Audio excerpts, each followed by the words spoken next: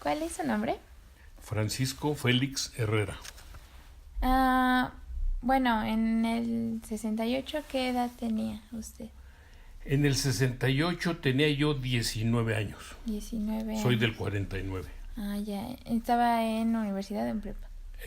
Había terminado en aquel tiempo la vocacional de Ciencias Sociales del Politécnico y seguía entrar a la profesional, que en este caso fue la Escuela Superior de Comercio y Administración del Poli, la famosa ESCA del Casco de Santo Tomás. Ya.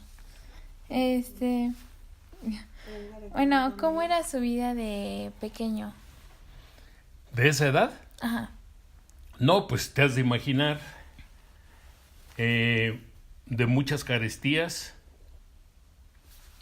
Muchas veces relativamente vivía yo cerca de la escuela, nos íbamos caminando, pues apenas para los cuadernos, para nuestra ropa de uso diario, muchas carestías, pero no lo creas, pero muy felices. Sí. Sí. ¿Por dónde vivía usted? En la Ciudad de México vivía yo en la colonia Nueva Santa María, en la calle Plan de San Luis, casi con Cuitláhuac. Sí, y de ahí nos íbamos o en el Santa María al centro o caminando a la escuela, ya en la superior. Bueno, entonces, ¿cómo era México antes a comparación de ahora? Bueno, obviamente uno de los cambios que hicieron en la Ciudad de México de los 60, 70 a la fecha fue los famosos ejes viales, las vías de comunicación. Ayudaron mucho al descongestionamiento, aunque pues obviamente la reposición de artículos de transporte, carros particulares y el famoso hoy no circula. Eso obligó mucho a que se saturara y hasta la fecha el tráfico. Y es una ciudad conflictiva. Compras el smog en las tiendas, pero no obstante a la gente le gusta mucho vivir en la Ciudad de México. Sí. Sí. Usted a los 19 años, ¿qué opinaba del gobierno en ese entonces? El problema en el 68, 70 no fue nada más de México. Creo que lo importamos de Europa.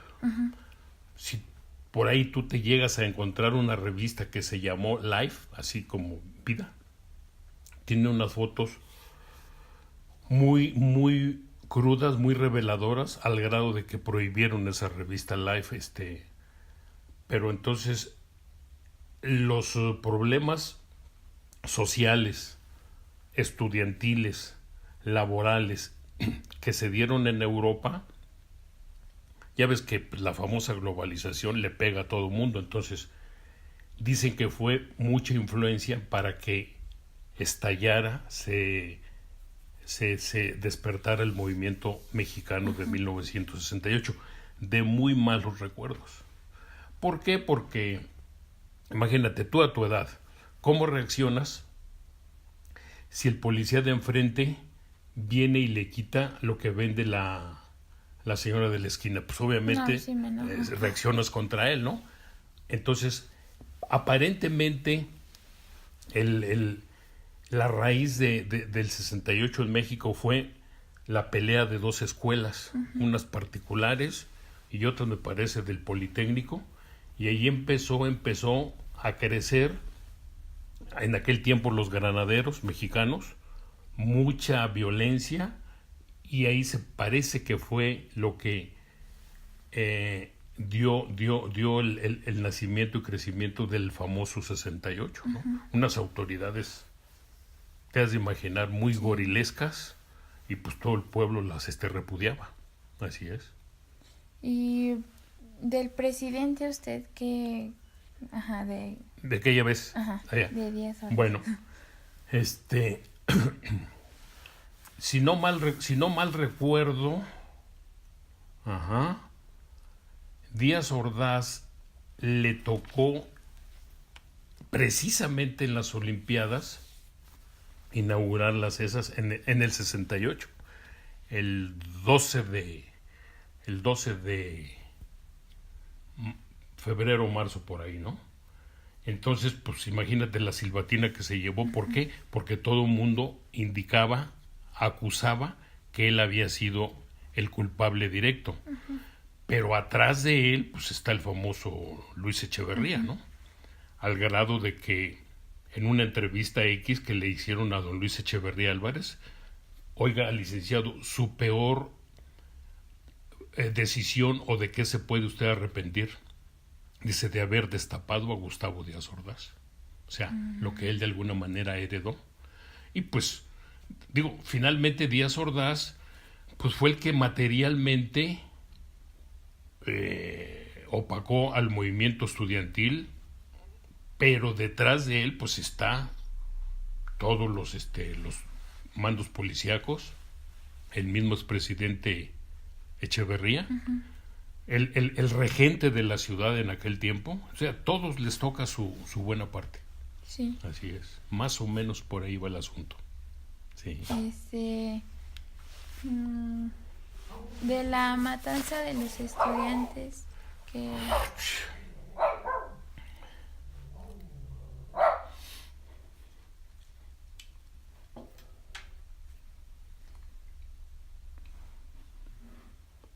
Es una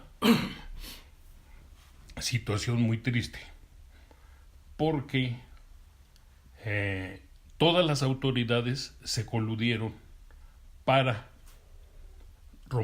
terminar de tajo ese movimiento. Entonces, en una de las N manifestaciones del estudiantil, incluso la gente de la calle se pusieron de acuerdo que en esa manifestación de las tres culturas ahí en Tlatelolco, pues dijeran, hasta aquí. Y fue lo que se suscitó, ¿no? Estaban en puntos estratégicos en determinados edificios, al grado de que empezó el declamar, a exponer sus puntos de vista la fuerza estudiantil, y ahí fue donde el ejército, los mismos policías, los mismos granaderos, irrumpieron y mataron, hasta la fecha no se sabe cuántos. Los cargaban como si fueran puercos, carne así inerte, y los iban a tirar dicen que al campo militar número 1. Hasta la fecha, ¿no? Como en el temblor del 60, ¿de cuándo fue? ¿65? Algo así. Yeah. No se supo cuántos han de ver. Entonces, fue una situación muy, muy dolorosa.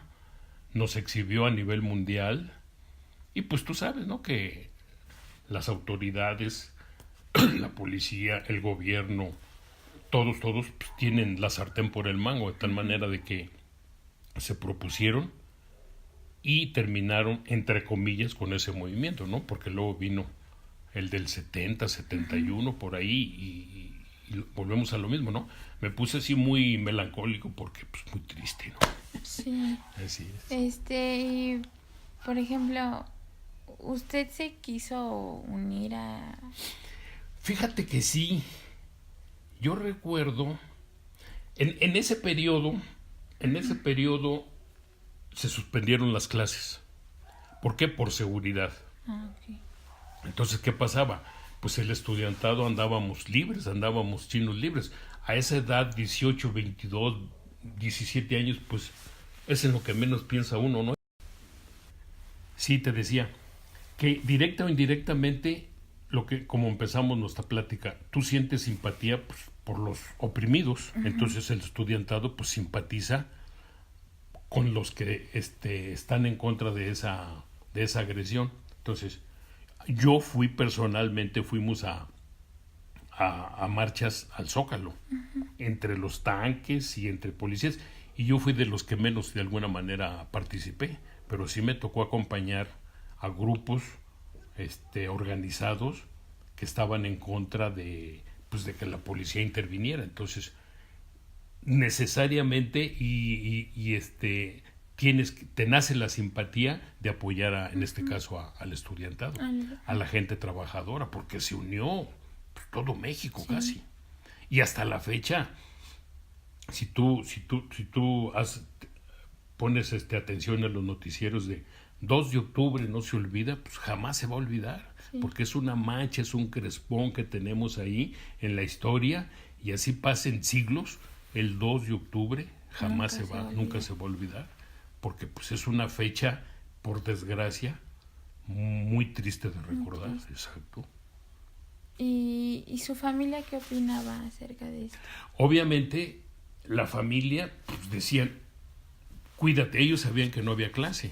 Entonces, te salías, pues obviamente te expones, ¿no? Porque tienes tu credencial, tu vestimenta, tu corte, de tu comportamiento, pues te vas con tus cuates de la escuela, del salón, de la facultad, y siempre decían, cuídate, no vayas, que el gobierno está agarrando parejo. Obviamente, ellos se preocupaban bastante de que, pues, tanto, así sea hombre o mujercita, el que saliera a las calles, ya no digas a las escuelas o movimiento, simplemente el hecho de salir a las calles.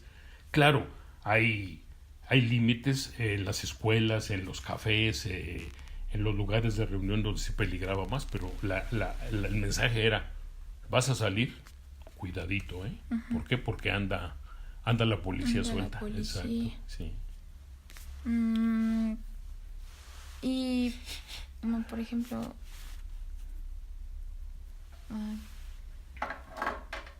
¿a usted como qué valores le dejó esto? Bueno, te deja muchos, ¿no? Porque es como un ejemplo de un temblor. ¿A qué llega uno, verdad? A unirse, sin que te digan, oye, vamos a apoyar a los que están en desgracia. Así es algo similar. ¿Por qué? Porque es un suceso que está estremeciendo, en este caso a la capital, al país en sí. Y entonces sí te comentaba, ¿no? De que un suceso así, pues nacen los valores, nacen los reconocimientos. ¿De qué? De que te debes unir para esa causa. Pues los que están ya muy inmersos, al final de cuentas, agarraron su rumbo. Los que estábamos ahora sí que por fuera del ejecitos, pues del ejecito lo seguimos viendo. Yo no soy de la Ciudad de México, yo soy de Durango. Y exactamente el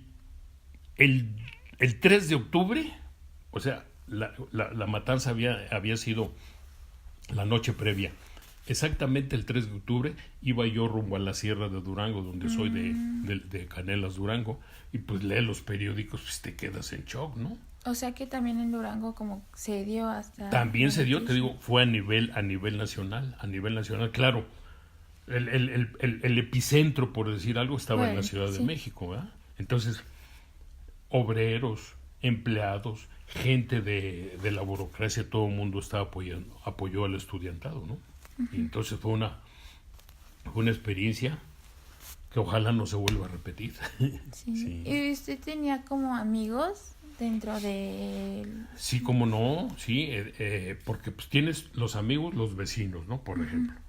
Tienes amigos del salón y luego tienes amigos del trabajo, los que trabajan. Entonces, pues, todo el mundo te decía, oye, ¿qué hay en el casco de Santo Tomás? ¿Cómo está el asunto? ¿Qué ha pasado? Y la famosa intervención del ejército en Ciudad Universitaria, ¿no? La famosa autonomía, ¿no?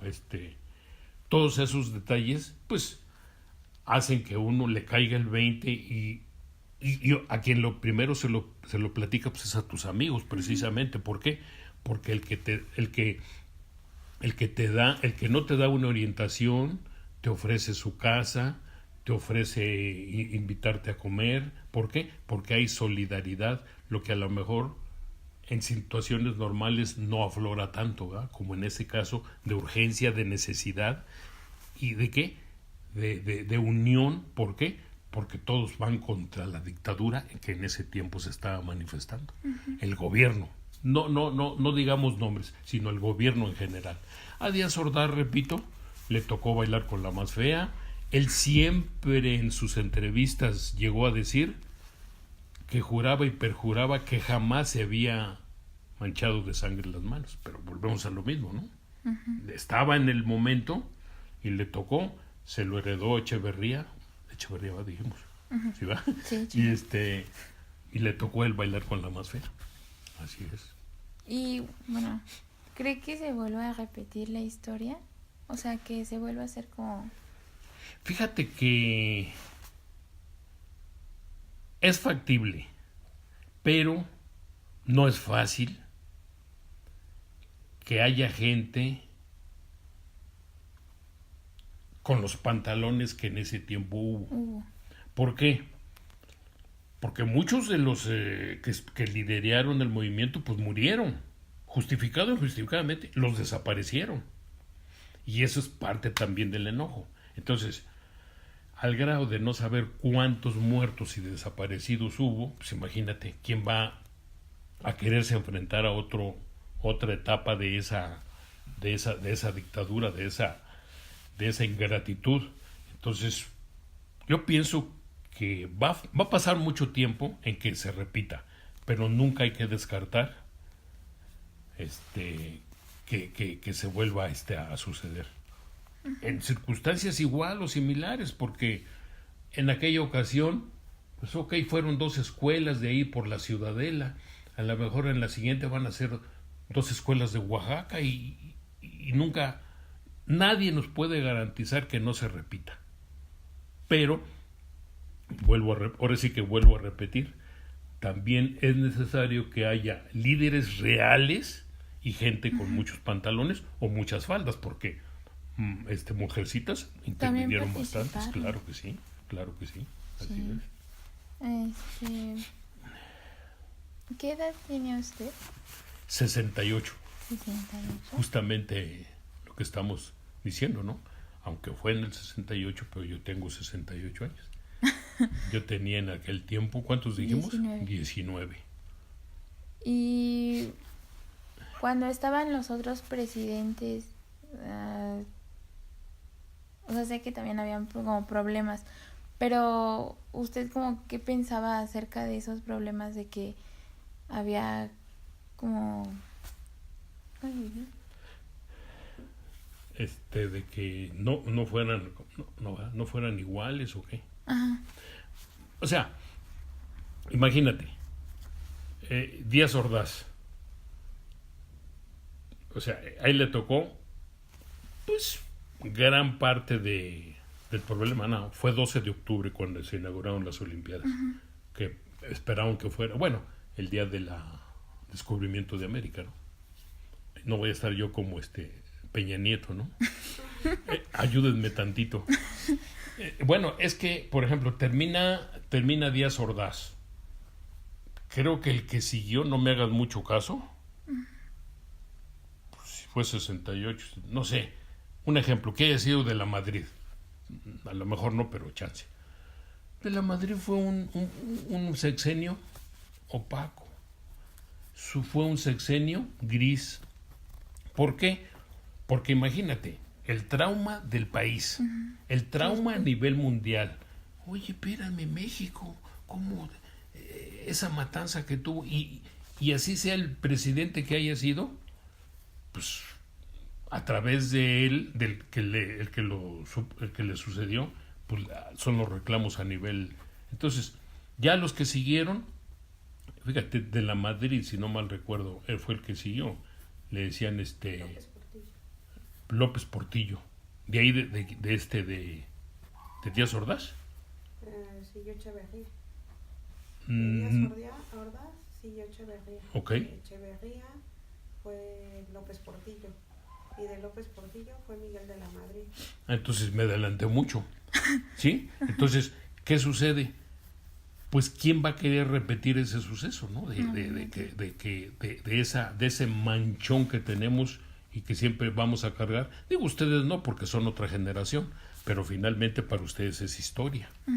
es historia. Entonces, ¿qué va a suceder? Pues, ¿quién se avienta otra bronca de esas? Ahora, ese movimiento, pues obviamente, Díaz Ordaz pues nunca lo organizó. A él le llegó como de sorpresa y él lo sorteó, entre comillas, de la manera que pudo. ¿Cómo? Con represión.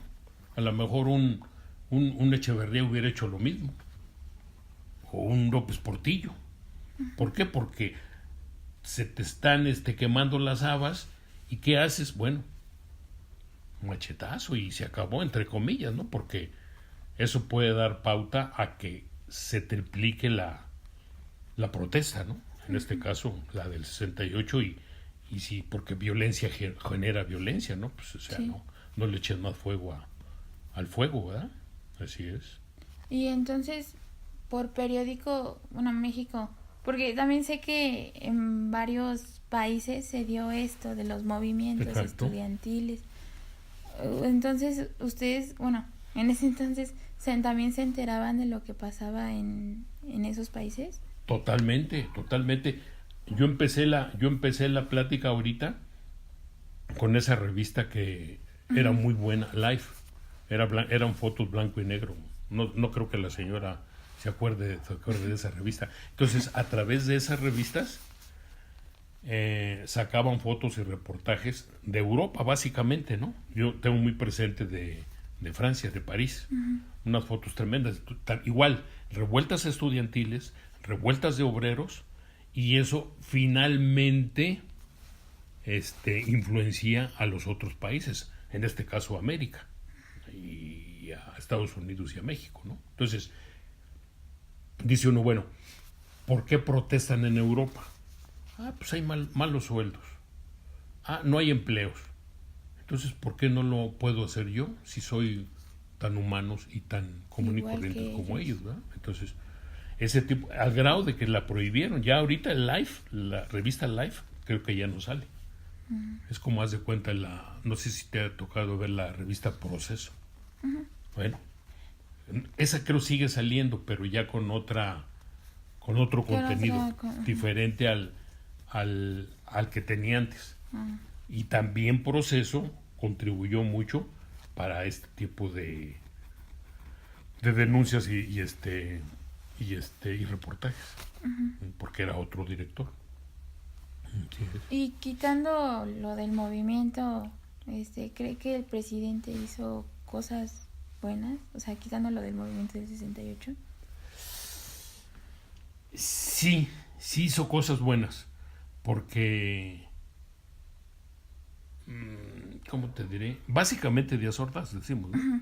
Sí hizo cosas buenas, porque él con su carácter así de cara dura, hizo que se respetaran las instituciones y la fuerza del gobierno, hablando ejército, policía, etc. Pero al final de cuentas, por mucho que haya hecho bueno él, por desgracia, la balanza se le voltea. Porque al final dices tú, bueno, hizo crecer la economía, los ingresos mejoraron, de tercer año, que era el promedio de educación, subió a sexto, un ejemplo, pero por desgracia esa manchotota que dejó o que dejaron, la historia los acusa, ¿no? Vaya, no predomina más lo malo que lo bueno que hayan hubieran hecho. Así es. O sea, al final de cuentas, pues los que votaron por ellos y los que los eligieron y por algo llegaron al poder, ¿no? Y tienen un supuesto objetivo, ¿no? Mejorar al país, hacer mayores ofertas de empleo, que la gente sea menos analfabeta, o sea, mejorar en general. Para eso están todos. Pero a veces tú, por ejemplo, ahorita lo que lees, ¿no? En las noticias, y Peña Nieto para acá y Peña Nieto para acá, pero pues ellos traen un objetivo en sus 6 años de sexenio. A veces lo logran y a veces no. Es como nosotros. Tú dices, bueno, yo en matemáticas a lo mejor voy a sacar un 8.5 y dices, no, pero saqué un 7.5, pero ya la libré. O un 6 y pasé de panzazo. Así ellos, ¿no? Sí. Oye, no logramos que el ingreso per cápita subiera un 6% por habitante, pero sí logramos que subiera un 4. Algo es algo, así es. Bueno, pues creo que ya sería todo. ¿En qué clase te la dejaron? De economía, bueno, socioeconomía de México. Y fíjate que yo di clases en la UNAM, pero acá en Cuautitlán, de economía, de problemas económicos de México, algo de impuestos, porque mi carrera es contabilidad, soy contador. Entonces tienes que saber de todo un poco. Sí. Así es. Bueno, Sí. ahí.